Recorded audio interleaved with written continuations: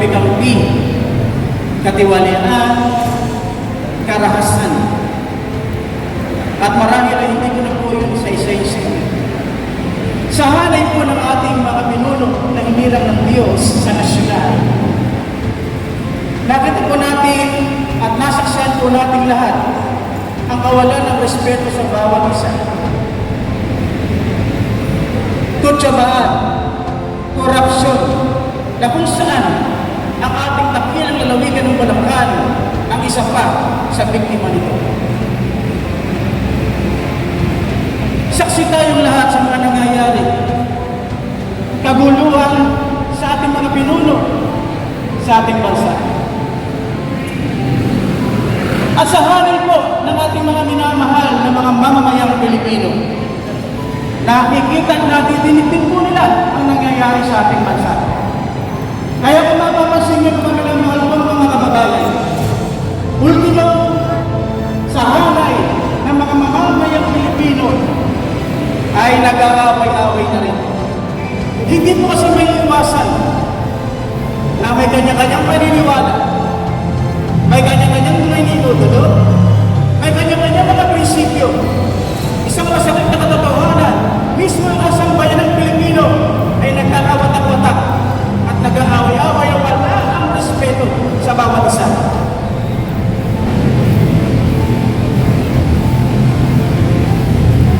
Sa isang pamilya, nang dahil lang sa politika ay nag-away-away pa. Napakasakit. At ang masakit pa po, sa hanay ng mga kabataan ay nakikita ang mga magulang, ang mga pinuno sa ating bansa. Nag-aaway, may nagbabarila, may nagbabangayan. Tingnan niyo po ang nangyari sa ating mga minamahal ng mga kabataan, sa ating bagong generasyon. Alam mo na, alamin niyo, mismo sa eskwela ay meron na mga baril. Kamagandang lang, Bernes, sa lalawigan ng Bulacan, sa San Jose del Monte, ay may sinasat. Mga minamahal ko mga kababayan, mga pinuno sa bansa, sa bayan ng Borgo. Ito po ang tanong ko sa inyo. Hindi ko na po inisa-isa ang katotohanan, ang kalungkutan na nangyari sa ating bansa. Bakit nagkaganito ang kalagayan ng ating bansa? Kung isipin po ninyo, ang mga pinuno po natin ay may matataas na pinag-aralan. Pagit ang taong bayan at ang mga bagong generasyon natin pinag-aaral. Pero bakit nagkaganong pa rin ang moralidad at kalagayan ng ating bansa? Ito ang dahilan kung bakit ako niloob ng Diyos na tumayo ngayon at ibalik sa bayan ng Borgo upang malaman natin kung bakit nagkaganito ang kalagayan ng ating bansa at karoon ng kaguluhan at kasamaan. At ito po ang pinasasabi ng Panginoon. Dahil marami sa ating mga pinuno, maging sa sambayan ng Pilipino at sa hanay ng mga kabataan, ang nawala ang pag-ibig sa puso.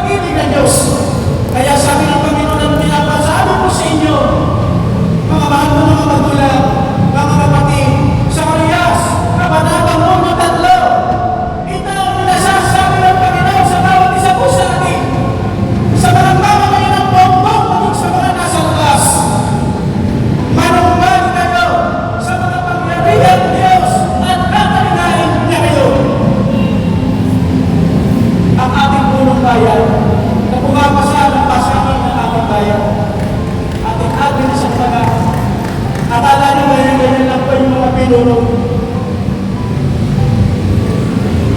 Lahat tayo nag-aanap ng tunay na pag-ibig.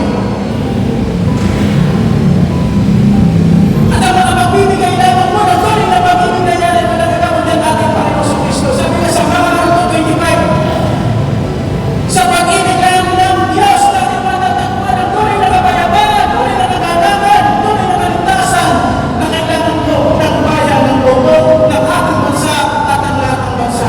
Kaya ang panawagan ng ating Panginoon sa mga ito ay manumbalik po tayo sa kanyang dakilang pag-ibig.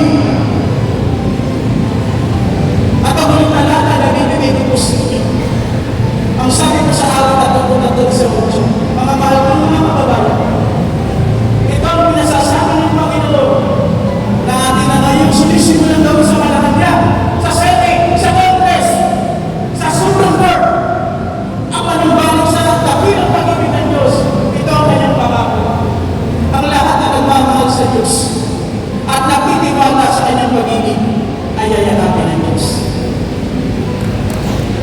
Yayakapin ng Diyos ang bayan ng Congo. Kung tayo magpapasabot sa dakilang pag-ibig ng Diyos na inyong nakikinig ngayon, at tatanggapin natin ang pag-ibig ng Diyos sa inyong mga puso, kayong mga pinuno sa pamumura ng ating minamahal at inagalang na punong bayan na Ian Marcos. Sa lahat ng nasa sakupan, maniwala kayo, ang bayan ng Congo ay magliliwanag ang pag-ibig ng Diyos at papalain ng Diyos. Yayakapin tayo ng Diyos kasama ng ating mga nasasakupan ng taong bayan. Mga kapatid, nabinig niyo ang mensahe ng Diyos. Ang manumbalik sa kanyang dakilang pag-ibig. Nakita na ninyo ang naging kalagayan ng ating bansa. Hindi po tayo papayag. Ang bayan ng mundo, tayo po'y magiging, tayo po'y maayos. Yung po yung palawagan ng Panginoon. Magiging maayos natin. Yayakapin tayo ng Diyos. Kung tayo magpapasabot at babalik sa pag-ibig. Iyon lang naman ang gusto ng Panginoon. Pinahaba-haba ang pag-ibig. So kung bakit ito, pinasasabi ng Panginoon na mahal po niya. At nakikita ko sa inyong mga mata, at nakikita ng Diyos sa inyong mga puso, na kailangan ninyo natin ang pag-ibig ng Diyos. Kailangan ng bansa ito ang pag-ibig